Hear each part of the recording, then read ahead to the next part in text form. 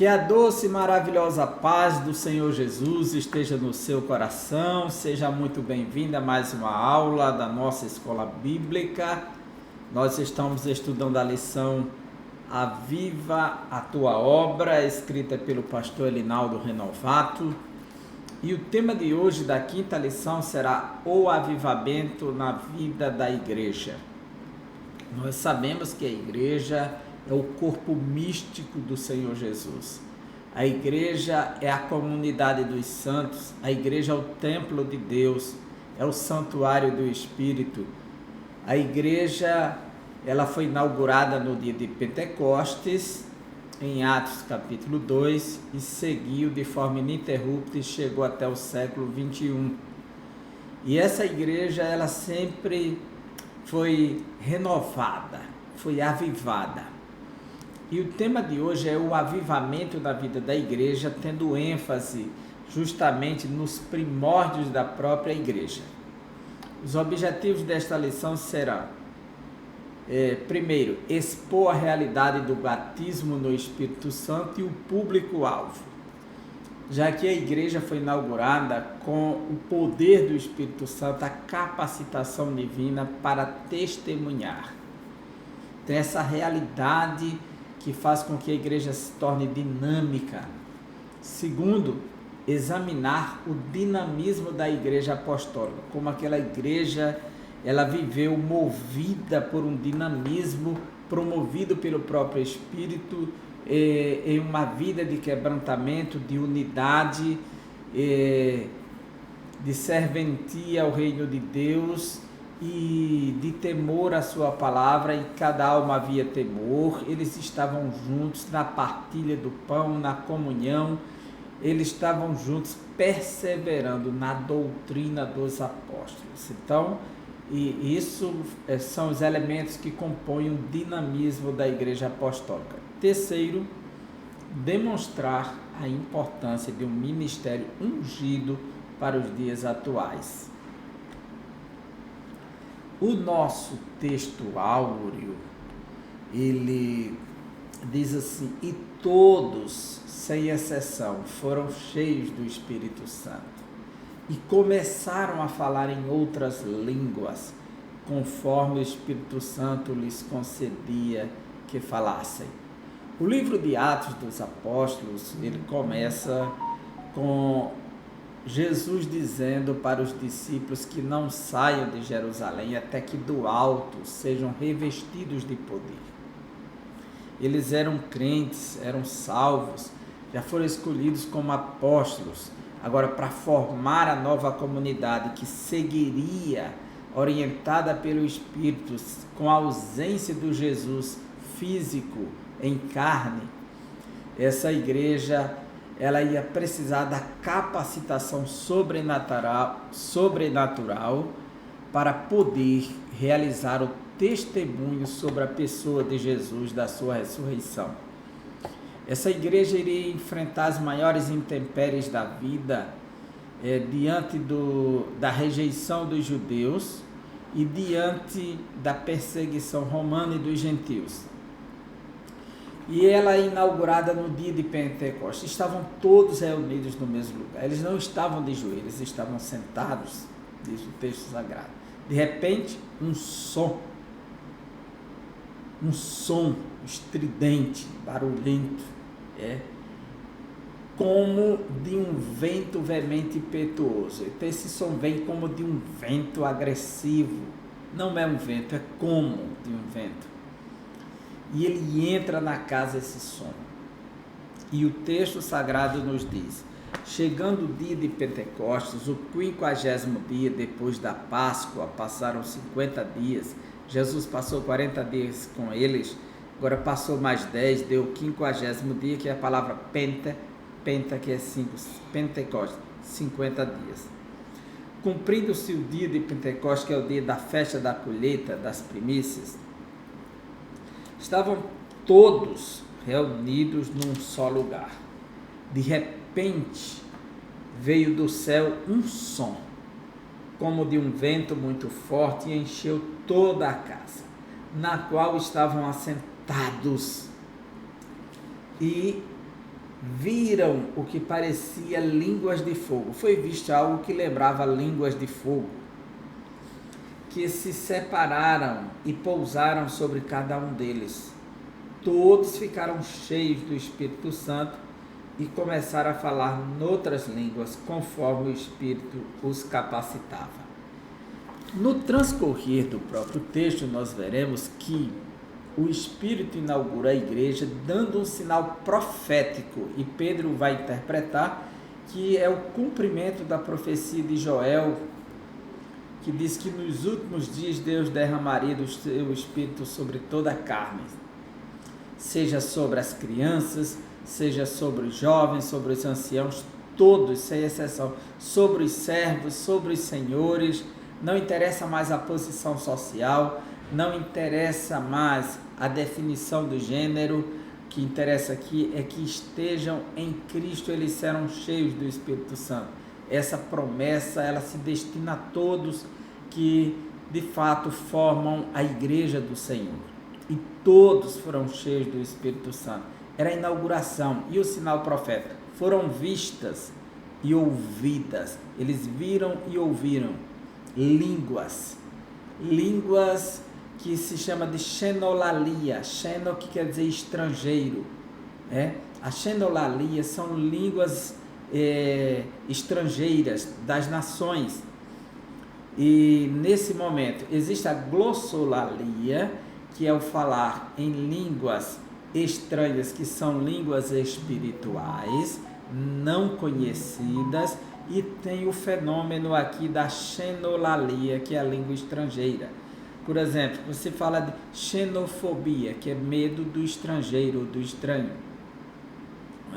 Não aceitar estrangeiro na sua pátria, isso é xenofobia.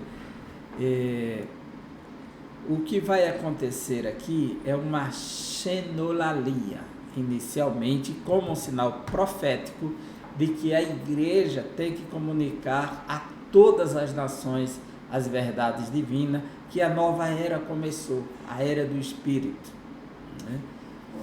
a nova aliança. E eles começaram a falar conforme o Espírito concedia que falassem. E o texto diz, versículo 5, é o seguinte: havia em Jerusalém judeus tementes a Deus, vindo de todas as nações do mundo.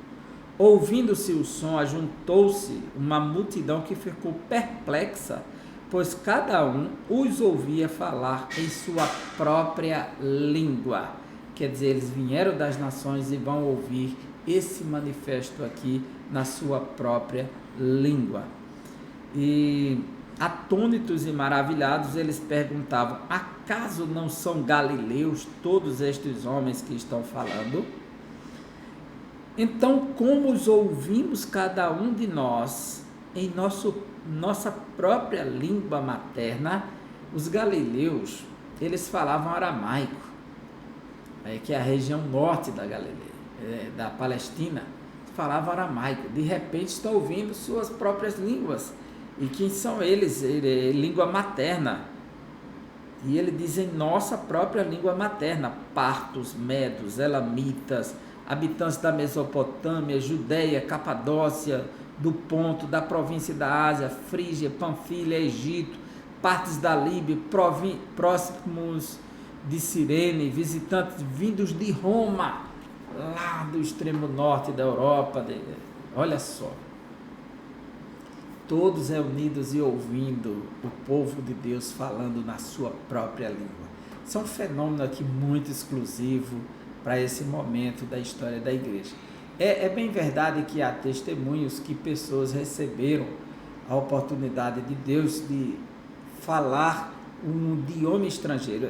É bem verdade que hoje se estuda para ir para um país, se estuda o francês, o inglês, o espanhol, o russo, mas há casos específicos em que Deus capacitou algumas pessoas, mas isso não é a regra. Como aqui também não está dizendo que qualquer um que receber o Senhor receberá este dom. Não, aqui ele tem uma função muito específica. Todos estão reunidos em Jerusalém e vão ouvir na sua língua como um sinal profético do grande cumprimento da profecia de Joel que começou. A verdade prática, ao longo dos anos, a igreja experimenta avivamentos por meio do batismo no Espírito Santo e da atualidade dos dons espirituais. O batismo com o Espírito Santo é essa capacitação, esse revestimento de poder para ser testemunha de Jesus. E a gente vê como a igreja batizada com o Espírito Santo verdadeiramente no livro de Atos, ela é dinâmica, ela é ativa, ela é viva. Hoje se fala muito no batismo com o Espírito Santo, mais centrado dentro das comunidades, e o verdadeiro testemunho de Cristo tem desaparecido do meio da igreja brasileira, né? E principalmente dentro do fenômeno pentecostal. Então, precisamos rever à luz das Escrituras isso mesmo, essa busca por um avivamento genuíno, verdadeiro, e que faça jus ao batismo com o Espírito Santo que está escrito nas Escrituras. A nossa introdução nos diz, ela nos separa pelo menos 4 momentos. Nos primórdios da igreja, o povo de Deus era avivado e caminhava sob a direção do Espírito Santo. É notório no livro de Atos dos Apóstolos essa direção do Espírito Santo. A gente vê aqui em Atos, capítulo 5, que Ananias e Safira chegam com sua oferta e oferecem ali diante dos apóstolos, e reteve parte, enganou com uma parte. Versículo 3. Então perguntou Pedro a Ananias: como você permitiu que Satanás enchesse o seu coração a ponto de você mentir ao Espírito Santo? Pedro tem a revelação que ele está fora, e o Espírito Santo falou naquele mesmo momento. Aqui em Atos dos Apóstolos também, você veja aqui, capítulo 13, veja o que diz o texto sagrado. Na igreja de Antioquia havia profetas e mestres: Barnabé, Simeão, chamado Níger, Lúcio de Cirene, Menahem, que fora criado com Herodes, o tetrarca, e Saulo. Enquanto adoravam o Senhor e jejuavam, disse o Espírito Santo: separem-me Barnabé e Saulo para a obra que os tenho chamado. O Espírito Santo é quem brada, é quem determina. O Espírito Santo está conduzindo. Em Atos dos Apóstolos, nós, ainda voltando aqui, olha, no capítulo de número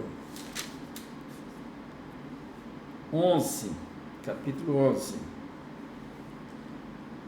versículo 27 e 28. Naqueles dias havia alguns profetas, desceram a Jerusalém, de Jerusalém para Antioquia. Um deles, Ágabo, levantou-se e pelo Espírito predisse que uma grande fome sobreviria a todo o mundo romano, que aconteceu durante o reinado de Cláudio.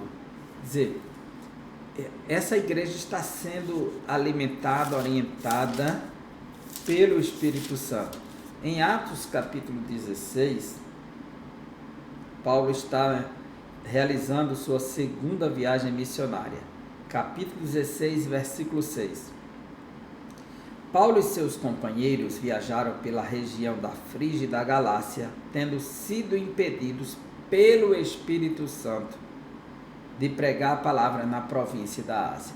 Quer dizer, o Espírito Santo decidiu até onde ele deveria pregar e não pregar. E há razões claras para esse motivo no próprio texto. Então a gente percebe que eles têm a condução do Espírito Santo. Aqui em Atos capítulo 20, o apóstolo Paulo diz assim, capítulo 20, versículo 22 e 23. Agora, compelido pelo Espírito, estou indo para Jerusalém sem saber o que me acontecerá ali. Só sei que em todas as cidades o Espírito Santo me avisa que prisões e sofrimentos me esperam. Se ele tenha a orientação do Espírito Santo. 2.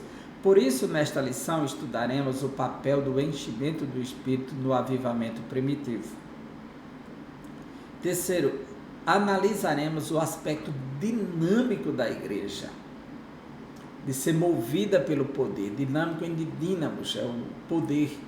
E, finalmente, teceremos algumas considerações quanto ao dinamismo avivado da igreja primitiva para os dias atuais, a contextualização, a aplicação destes ensinos. O batismo no Espírito Santo e o público-alvo. Então, Deus não trabalha sem motivos, sem razões. O chamado abrangente de Jesus. A primeira condição para receber o batismo no Espírito Santo é passar pela experiência da salvação, sendo necessário arrepender-se e crer no Evangelho, pois sem arrependimento e fé não há salvação. A segunda condição é obedecer a Deus, pois nosso arrependimento e fé devem apresentar frutos dignos. Olha só, a partir do momento que a pessoa se arrepende, já é submissão e obediência ao chamado divino, é rendição ao próprio Espírito. Por isso que, sem precedências de etapas para que algo venha acontecer, a gente percebe em Atos dos Apóstolos, capítulo 10, que não existe regras para que o Espírito desça sobre a igreja. Veja só, não existe escalas, etapas. O que existe é a vontade de Deus, na sua soberania, de realizar, de efetivar sobre a sua igreja o seu querer. A gente vê que em Atos 2, estavam todos reunidos, quando de repente, não foi, a Bíblia não diz que eles estavam fazendo a busca, não diz nada, diz que estavam lá sentados. O capítulo 1 diz que eles foram orar, na espera de uma promessa que seria enviada por Jesus da parte do Pai.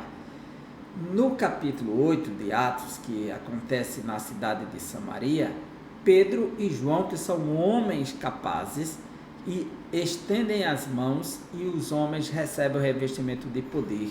E há manifestações que a Bíblia não diz o que. Então, e sabemos porque o mágico Simão queria comprar para também, e vendo aquilo, né? Então ele viu algo diferente, o que a Bíblia não diz. A manifestação do Espírito, ela chega por meio das mãos dos apóstolos Pedro e João. Eles têm autoridade de Deus para só estender as mãos e os homens receberem o revestimento de poder, o dom do Espírito. E é isso que a gente vê, está naqueles homens essa autoridade divina. Não existe uma mecânica, não existe um método, faça isso, grite isso, não existe isso no livro de Atos dos Apóstolos. O livro de Atos, ele nos dá um padrão, um referencial tão saudável e tão amistoso, né, diante do que se vê nas propostas. Parece que tem pessoas que querem de fato assumir o lugar de Jesus, que é Ele quem batiza com o Espírito Santo. E aqui em Atos capítulo 10 a gente vê que não há escala, regras ou etapas. A etapa é ouvir o Evangelho e crer de coração, porque diz o texto que Pedro estava pregando, versículo 44, enquanto Pedro ainda estava falando estas palavras, que é sobre Jesus, e ele está dizendo que Jesus curou, fez o bem, veio do poder de Deus, fala do perdão dos pecados mediante o seu nome, ele pregando e aquela família de Cesareia crendo. Enquanto Pedro ainda estava falando estas palavras, o Espírito Santo desceu sobre todos os que ouviam a mensagem. Os judeus convertidos que vieram com Pedro ficaram admirados de que o dom do Espírito Santo fosse derramado até sobre os gentios, pois os ouviam falando em línguas e exaltando a Deus. Aqui provavelmente está uma glossolalia, porque diz falando em línguas, mas não diz que tipo de línguas. Dizer que foram línguas dos povos é forçar, porque foi uma pequena família. Lá em Atos capítulo 2, cerca de 120 cristãos. A dimensão é diferente. E eles profetizam também, os gentios. E enquanto Pedro prega, acontece o derramamento. Já em Atos capítulo 19 é diferente. Paulo chega e os homens falam que são seguidores de João Batista, mas nem conhecem João, nem a mensagem de João, nem de Jesus. E Paulo prega a mensagem, os batiza nas águas, impõe as mãos e eles recebem o dom do Espírito Santo também. Então, para que não pensemos que existem regras e etapas para que o fenômeno venha acontecer. À luz do livro de Atos dos Apóstolos, que é o nosso melhor manual. E finalmente a terceira condição, que o autor da lição ele nos apresenta. A primeira condição para receber o batismo com o Espírito Santo é passar pela experiência de salvação. A segunda condição é obedecer a Deus. E a terceira, finalmente, é santificar-se, pois sem santificação ninguém verá a Deus. Não é receber o Espírito, é ver a Deus, que é a consumação da salvação. Então isso aqui não é a condição para receber o dom do Espírito, porque no momento que a pessoa confessa, ele é regenerado, ele é santificado de imediato. Essa santificação progressiva é o processo até a volta de Cristo, que é o cuidado daquilo que foi feito na hora da regeneração. Fomos santificados em Cristo, separados para ser posse de Deus de imediato. Né? A promessa é para todos os salvos. Os primeiros a receberem essa manifestação sobrenatural do Espírito Santo foram os discípulos que, salvos, se reuniam no cenáculo para perseverar em oração. Ou seja, esses discípulos aqui é o que forma a nova comunidade, a comunidade da nova aliança, o novo Israel, o povo de Deus. Esses discípulos aqui. Eles esperavam o cumprimento da promessa feita por Jesus, conforme está no próprio livro de Atos, capítulo 1, versículos 4, 5 e 8. E de repente o Espírito foi derramado sobre todos que estavam reunidos e assentados na casa. Ao final do segundo capítulo de Atos, o apóstolo Pedro afirma que a promessa diz respeito a vós, a vossos filhos e a todos os que estão longe, a tantos quanto Deus nosso Senhor chamar. Então, tanto aqueles que estavam visitando Jerusalém, que eram moradores, quanto os que estivessem distantes, tanto no sentido geográfico, quanto no sentido étnico, de raça. Então, tanto a distância geográfica ao ouvir o Evangelho, quanto as etnias ou grupos.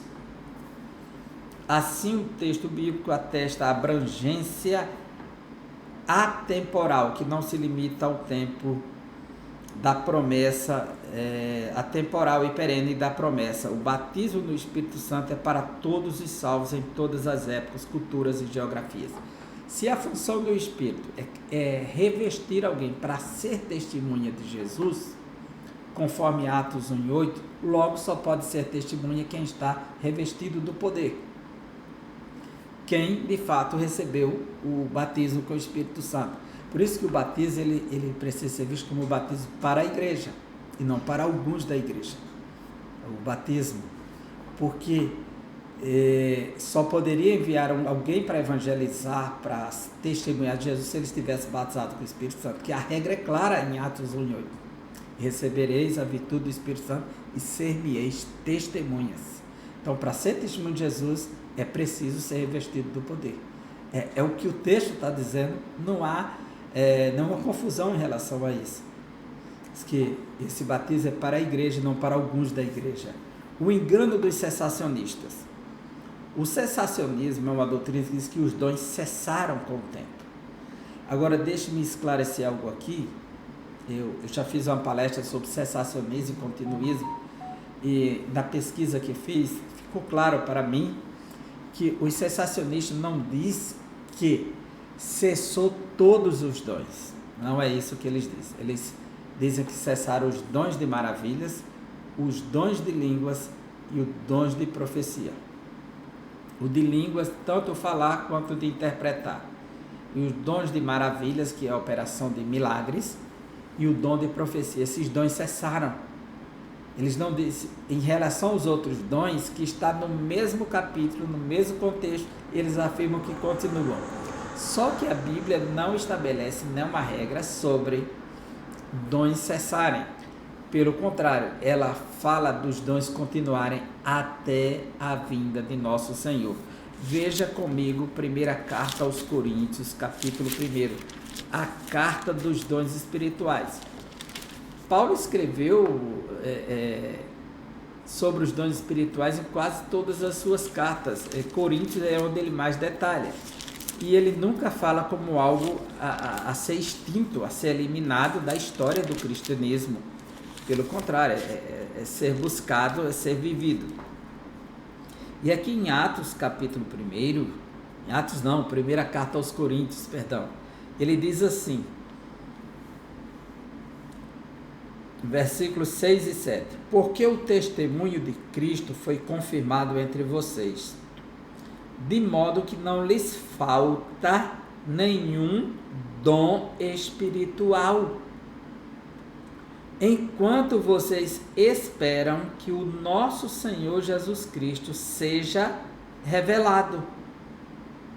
Então, enquanto espera que o nosso Senhor Jesus Cristo seja revelado, a revelação, que é a sua volta, o manifesto do Senhor. Então, está claro que, de maneira que não falta nenhum dom, até que Jesus seja revelado.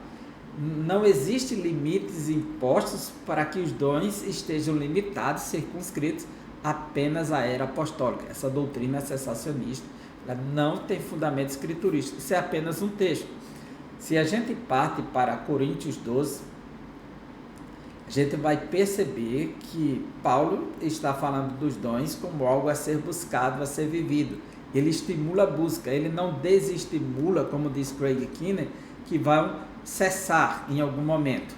Quem decidiu que eles cessaram foram os cristãos reformados, influenciados pela filosofia iluminista durante os séculos 18 e 19.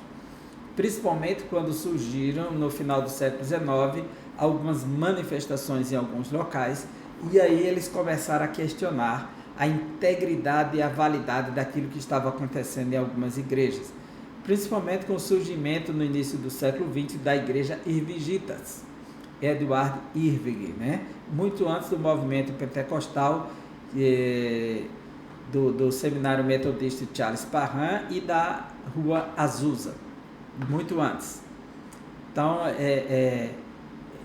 foi escrito um livro, inclusive o último grande teólogo conservador de Princeton, Warfield, Benjamin Warfield, que deixou um grande legado para o cristianismo contemporâneo de fidelidade às escrituras, em conceito de inerrância, e combatendo os liberais, mas nessa área ele cometeu uma falha terrível ao defender o cessacionismo, né?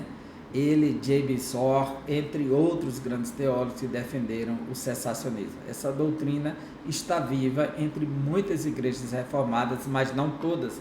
Existem igrejas reformadas continuistas que defendem a atualidade dos dons, a experienciação e a vivência com os dons na atualidade. Mas, como Paulo diz aos Coríntios, até que Cristo seja revelado. De maneira que não falte nenhum dom na igreja até que Cristo seja revelado. Não é a uns e outros não. O capítulo 2 fala do dinamismo da igreja apostólica. É verdade que a gente vai perceber que a igreja apostólica, ela é muito dinâmica. Essa igreja, ela está sendo conduzida pelo Espírito. E a gente vê que ela cresce a cada capítulo, ela aumenta o número por conta do seu dinamismo. Do ponto de vista histórico, a igreja passou a existir no dia de Pentecostes. como se diz, ela foi inaugurada, ela existia, agora ela precisava ser inaugurada. Ela foi projetada na eternidade, conforme Efésios capítulo 1, versículo 3 em diante, porque Deus nos elegeu nele antes da fundação do mundo, para sermos santos e irrepreensíveis em amor.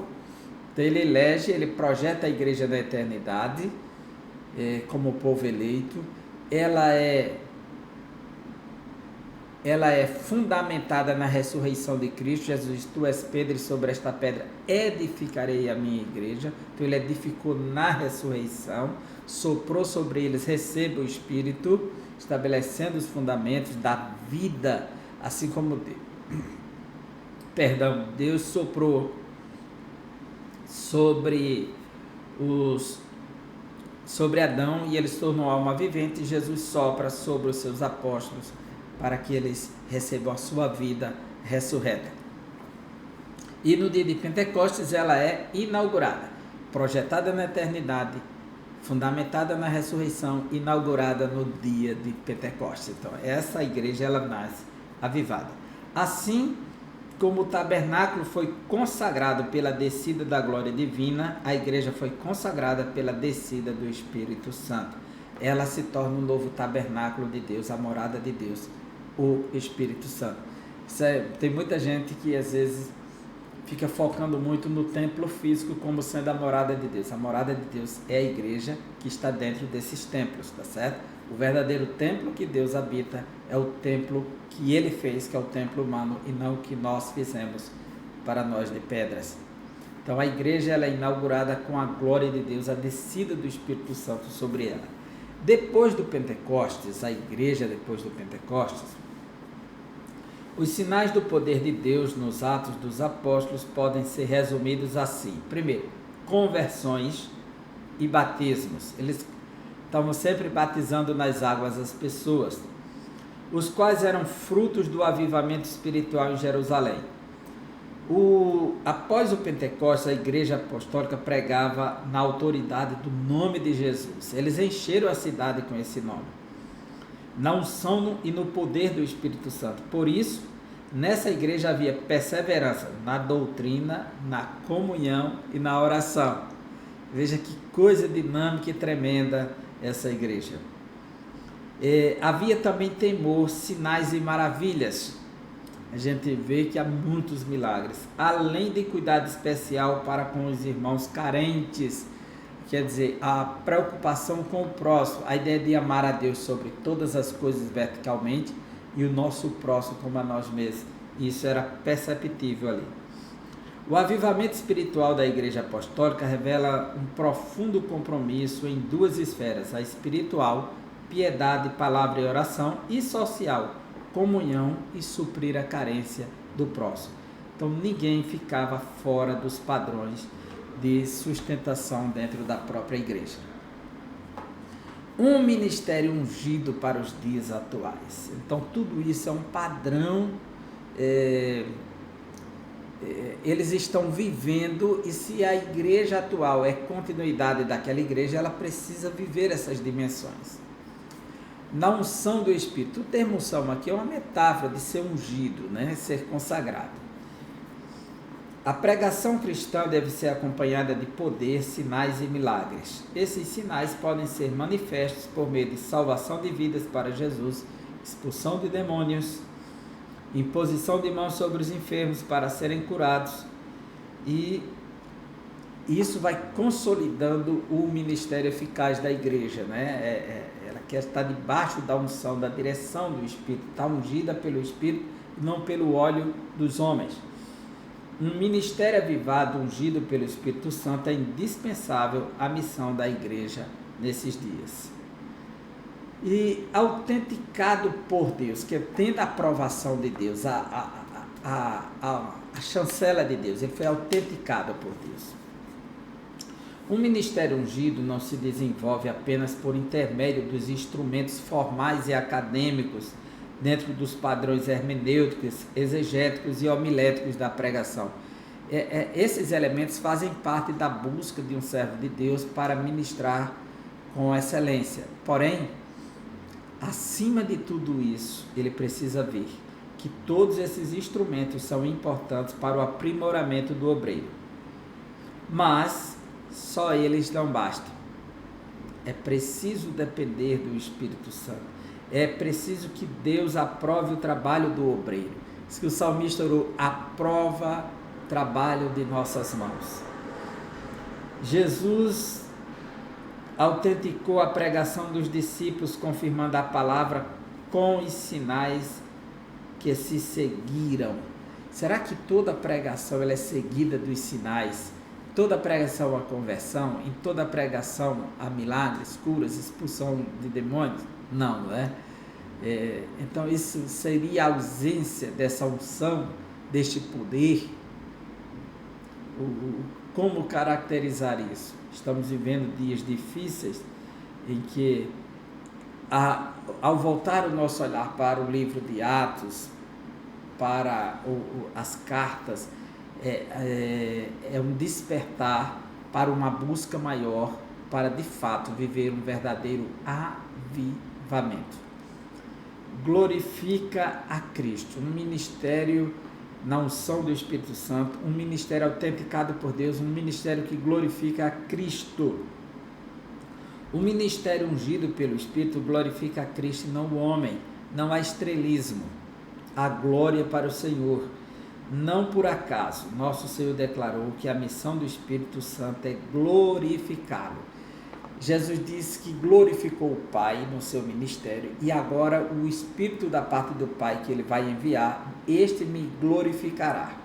Quer dizer, a função do Espírito Santo na igreja é conduzir a glória de Cristo, é traduzir a glória de Cristo. Então é um ministério que glorifica a Cristo. Assim, toda a mensagem do Evangelho e a atividade sob a direção do Espírito Santo deve ser glorificar a Cristo. Na carta aos Coríntios, Paulo diz assim: quer comais, quer bebais, ou façais qualquer outra coisa, façam para a glória de Deus. Deus em Cristo é que deve ser glorificado a partir da nossa instrumentalidade na obra do Senhor. Enfim, a nossa conclusão nos diz, a gente observando aqui, a Igreja Apostólica nasceu sob o avivamento do Pentecostes, debaixo do glorioso batismo no Espírito Santo. Ao longo de sua história, aprendemos que a razão do seu êxito não foi o conhecimento humano de seus pregadores, membros e congregados. O que fez toda a diferença no ministério da Igreja Apostólica foi a unção do Espírito Santo sobre a Igreja. Não podemos deixar a chama apagar. A unção do Espírito Santo continua disponível hoje. Estamos buscando? Estamos vivendo? Então essa lição vem para nos despertar, nos chamar para este avivamento. Que Deus abençoe você, que Deus abençoe o seu ministério e até a próxima aula, se assim o Senhor nos permitir.